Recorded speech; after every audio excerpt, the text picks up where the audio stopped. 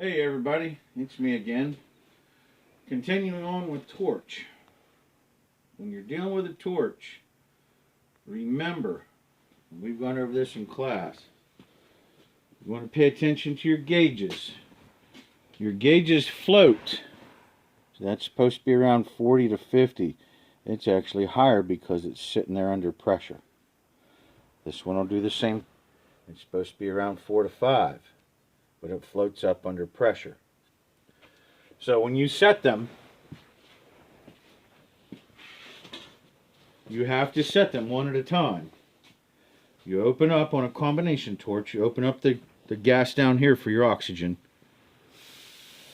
and you open this valve. It drops back down to where I want it. If I shut it off, it creeps back up. This is something that's noted in the book too. It's actually called gauge creep or torch creep. This will be the same way. I'll open this valve on my gas. And if we look down here, it drops down to the right number. If I shut it off, it slowly creeps back up. So when we're setting those, we want to set them with the valves open.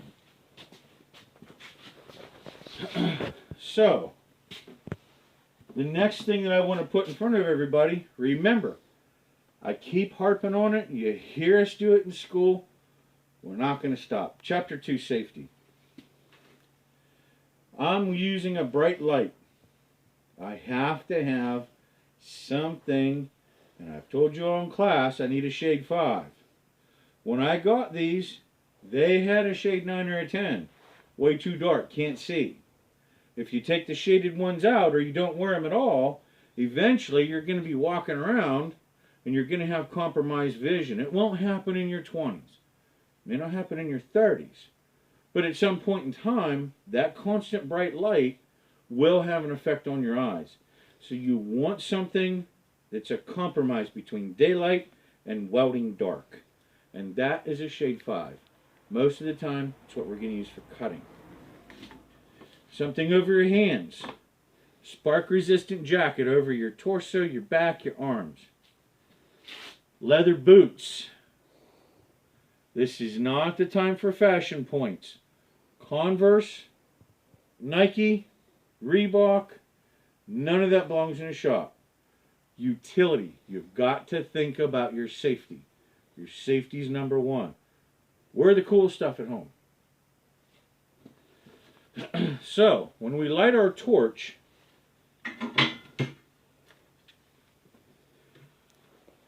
there's a couple different things we're going to note.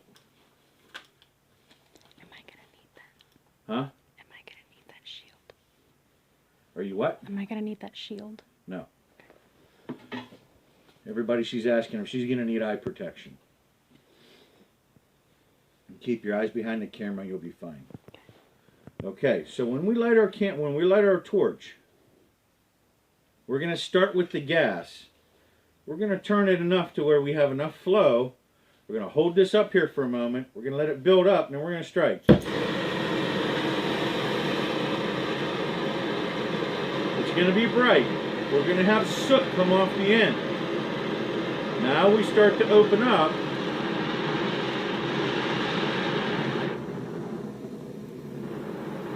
We start to add our oxygen.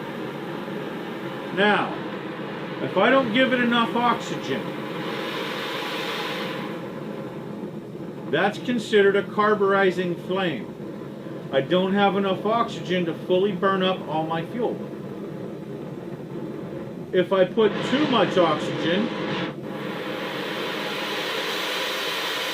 I'll put so much oxygen in there, it gets light blue, pale.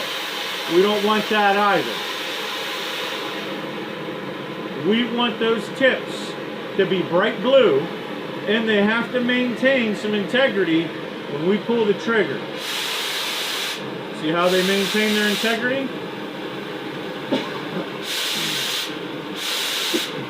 So, when I pull this trigger, there's a stream going through the center. And you can see it. That's what's going to provide our cut. So we're going to tame this torch back a little. It's running pretty hot. We're going to cut 1/4 inch. We don't run it running so hard. That's a little better. Still got our integrity. We've got a neutral flame. Now it's time to protect meat.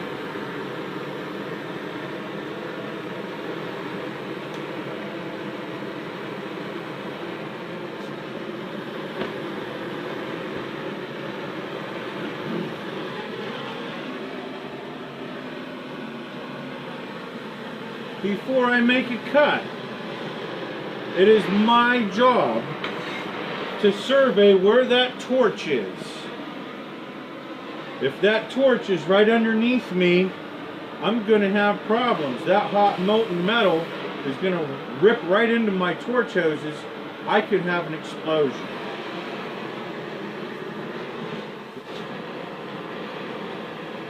So before I get going, I hold it with both hands, half on, half off. I'm going to let it turn orange and kindle. Once it does that, I can pull the trigger and begin my cut.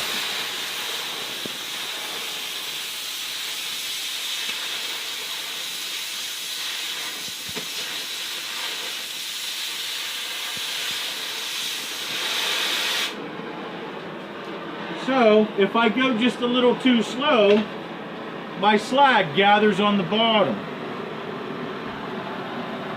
And it won't let that piece drop off. So, as a torch operator, it's often a challenge, but it's often our job. In order to make an efficient cut, we have to find just the right speed.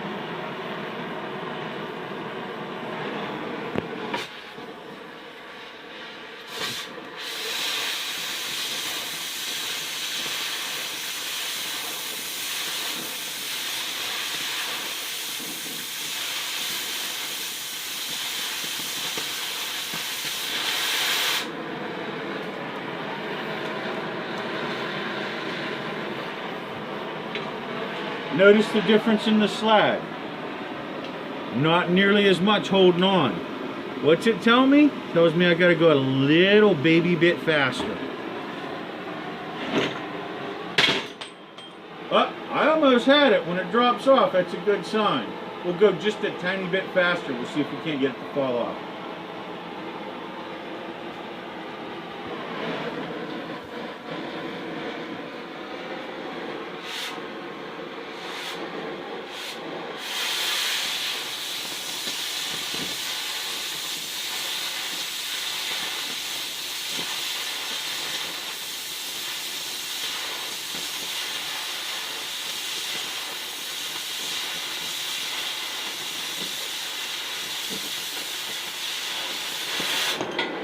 Aha, 3rd time's a charm. There we go, boys and girls. So, you guys hear me talk about this in school. You hear me talk about it often. Operating a torch is kind of like a trombone player's job. We always turn off the oxygen first. We always turn off the fuel last. The reason I call it a trombone player's job is this. The trombone player doesn't have any specific keys. He goes by about. And about is where we are with a torch. We set it by sight. We set it by sound. That 3rd cut, I knew would drop to the floor because I heard that little baby spitting sound.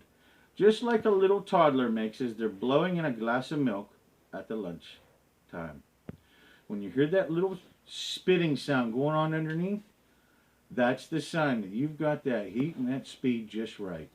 And that's that sweet spot in the word about. So, this concludes today's session on the torch. Hopefully it reminds you of being at school. Miss being with you. We'll see you next time. Thanks.